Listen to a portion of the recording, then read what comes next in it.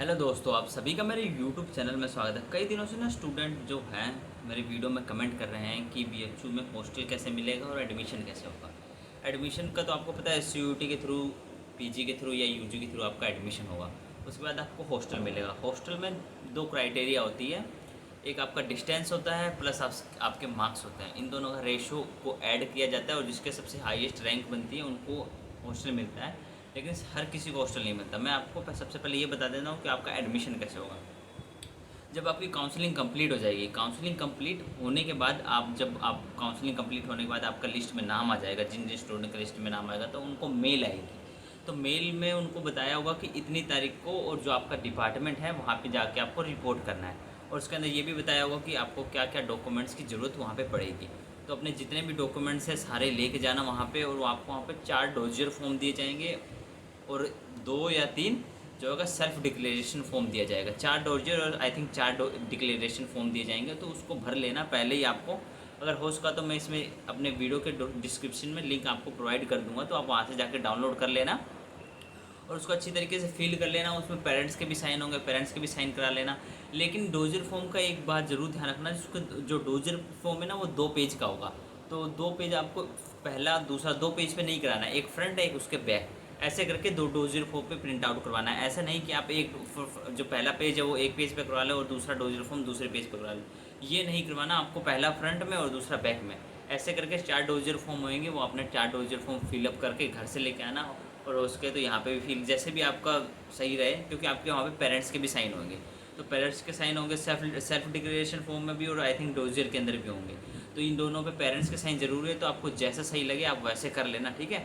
और उसके साथ आपकी चारों पे फ़ोटोएँ भी लगेगी। आपकी जो फ़ोटो है उस पर लगेगी, तो आपको फ़ोटो की भी जरूरत पड़ेगी। तो आप जो 4 डोजर फॉर्म भर के आओगे और अपने हो यहाँ पे डिपार्टमेंट में जमा कर दोगे। डिपार्टमेंट में जमा करने के बाद आपका मतलब एडमिशन का प्रोसेस स्टार्ट हो जाएगा। कंप्लीट तो नहीं होगा, क्योंकि आपके डॉक्यूमेंट्स कई जो डिपार्टमेंट है वो डॉक्यूमेंट्स उसी टाइम जमा कर लेती है। और कई के जो डिपार्टमेंट है वो अपना जो डॉक्यूमेंट्स होती है वो एक बार एडमिशन ले लेते हैं, उसके एक दो महीने बाद या 15-20 दिन बाद जमा करते हैं। तो आपको कोई दिक्कत नहीं आएगी, आपका ईजिली एडमिशन पूरा कंप्लीट हो जाएगा। और आपका जब ये हो जाएगा, आप डोजर और सेल्फ डिक्लेरेशन फॉर्म जब जमा कर देंगे, उसके बाद आपको बीएचयू का एडमिट कार्ड मिलेगा। मैं आपको एडमिट कार्ड दिखा देता हूँ, मेरे पास अगर पड़ा हुआ तो। ये रहा मेरा एडमिट कार्ड। आपको ऐसा एडमिट कार्ड मिलेगा और यहाँ पे वो फ़ोटो लगाने को देंगे, आपकी फ़ोटो लगेगी और उसके बाद आपको ये सब कुछ फिलअप करना होगा उसी दिन। फिर उसके बाद आपका जो डिपार्टमेंट होगा वहाँ से मोहर, आपके जो डिपार्टमेंट के एचओडी जी हों, एचओडी सर होंगे, उनकी जो यहाँ पे सिग्नेचर और उनकी मोहर लगेगी। उसके बाद आपका फाइनली आपका एडमिशन जो कार्ड है, ये बीएचयू कार्ड ये बन जाएगा, ठीक है।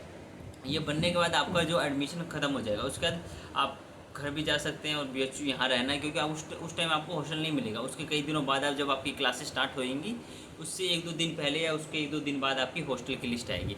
हॉस्टल की लिस्ट आएगी तो हॉस्टल की लिस्ट में मैंने आपको बता दिया कि सबसे पहले 80% 80-20 का आई थिंक रेशो होता है। 80-20 या फिर ऐसे करके कुछ रेशो होता है कि 80% जो होगा वो आपके डिस्टेंस और 20% होगा आपका सीयूटी पीजी या सीयूटी यूजी के स्कोर के बेसिस पे आपको जो हॉस्टल मिलेगा, ठीक है। इन दोनों को कंबाइन करके एक रैंक लिस्ट बनाई जाती है और रैंक लिस्ट के अकॉर्डिंग अब मान के चलो हम जब आए थे तो हमारे आई थिंक 21 सीट्स थी।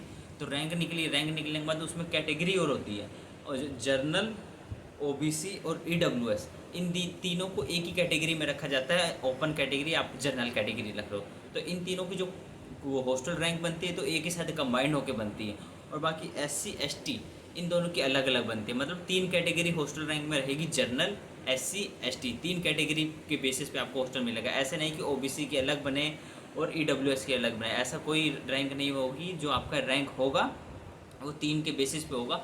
और जैसे कि हमारे आई थिंक 21 सीट्स थी, तो उसमें तीन सीट्स मिली एससी कैटेगरी को और 2-3 सीट मिली होगी आई थिंक एसटी वालों को। बाकी जो रिमेनिंग थी वो जनरल कैटेगरी, मतलब जनरल कैटेगरी में इंक्लूड दोनों हो जाएंगे, तीनों हो जाएंगे, जनरल और ईडब्ल्यूएस और ओबीसी, ये तीनों इंक्लूड होकर इनकी जो रैंक बनेगी उसी के बेसिस पे आपको हॉस्टल मिलेगा। हॉस्टल मिलने का ज़्यादा कोई हार्ड प्रोसीजर नहीं होगा। आपको हॉस्टल मिलेगा। हॉस्टल मिलने के बाद आप जब डिपार्टमेंट जाओगे तो आपको जो 4 डोजियर फॉर्म दे रखे होंगे ना, आपने वहाँ पे सबमिशन कराए हुए थे, उसमें से आपको एक डोजियर फॉर्म दिया जाएगा। और एक डोजियर फॉर्म दिया जाएगा, उस पर आपको क्या करना होगा, डोजियर फॉर्म लेके और वहाँ पे आपको जाना होगा डीन ऑफिस, जो भी आपके डिपार्टमेंट के डीन ऑफिस है, और डिपार्टमेंट का इंस्टीट्यूट है, जैसे इंस्टीट्यूट ऑफ साइंस है, तो इंस्टीट्यूट, मैं साइंस का, तो मेरे इंस्टीट्यूट ऑफ साइंस के अंदर गया था, वहाँ पर डीन मैम थी या डीन सर थे, उनका सिग्नेचर हुआ, उनकी मोहर लगी। मोहर लगने के बाद आपका हॉस्टल में आओगे, आपको वहाँ पे बता देगा, जब आप हॉस्टल की फ़ी पेमेंट कर दोगे, जैसे आपने वो अपनी जो ट्यूशन फ़ी पेमेंट की थी ऑनलाइन, वैसे आपको हॉस्टल भी वहाँ पे मिलेगा, तो आप हॉस्टल फ़ी पेमेंट करके उसकी रिसिप्ट भी लेके आओगे, उस पर भी डिपार्टमेंट की मोहर लगेगी। ठीक है, ये दो काम आप कर लोगे। उसके बाद आपका जो हॉस्टल होगा, हॉस्टल की अलॉटमेंट 3 बजे से लेकर 5 बजे के बीच होती है इवनिंग में, क्योंकि जो यहाँ के वो जो वार्डन होते हैं, वार्डन वो एज ए प्रोफेसर होते हैं, वो अपना जो स्टडी करा रहे होते हैं, मतलब कि क्लासेस अटेंड करा क्लासेस लेके और अपना यहाँ पर आते हैं। यहाँ पे जो बाकी क्लर्क होते हैं उनकी हेल्प के थ्रू यहाँ पे सारे जो अलॉटमेंट कराते हैं, तो आपको 3 बजे से या फिर 4 बजे से लेके शाम के 5-6 बजे तक आपको मिलेगा हॉस्टल।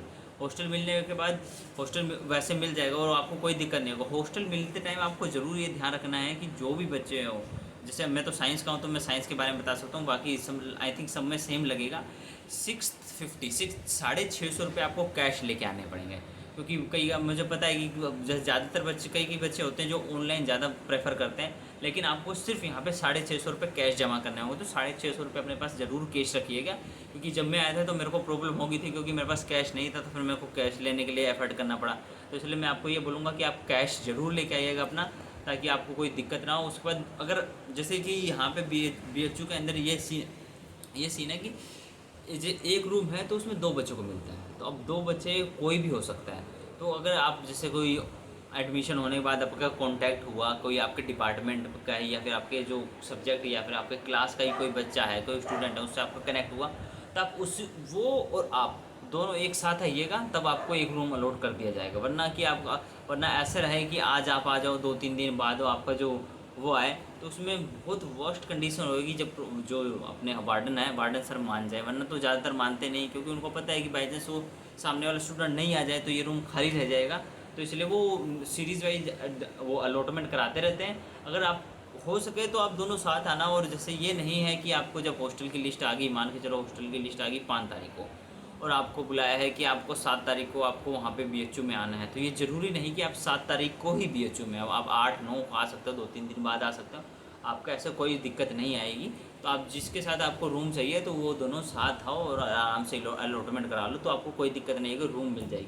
लेकिन मैं आपको ये ज़रूर कहूँगा कि जैसे फर्स्ट ईयर के अंदर ये सीन होता है ना कि अगर आपको कोई और डिपार्टमेंट का भी जैसे डिपार्टमेंट का भी लड़का आपका कोई फ्रेंड है, तो आप दोनों एक साथ रह सकते हो। लेकिन अब जब फर्स्ट ईयर से सेकंड ईयर में जाओगे, तो आपको जैसे साइंस वाले स्टूडेंट को पहले भाभा हॉस्टल मिला था, भाभा हॉस्टल मिलने के बाद अब मैं डालमिया के अंदर हूँ। तो डालमिया में जब आओगे तो यहाँ पे ऐसा रूल है कि जिस सब्जेक्ट या जिस डिपार्टमेंट का बच्चा है उसको ही उसके साथ उसी को रूम मिलेगा, अदर कोई डिपार्टमेंट के बच्चे को रूम नहीं मिलेगा।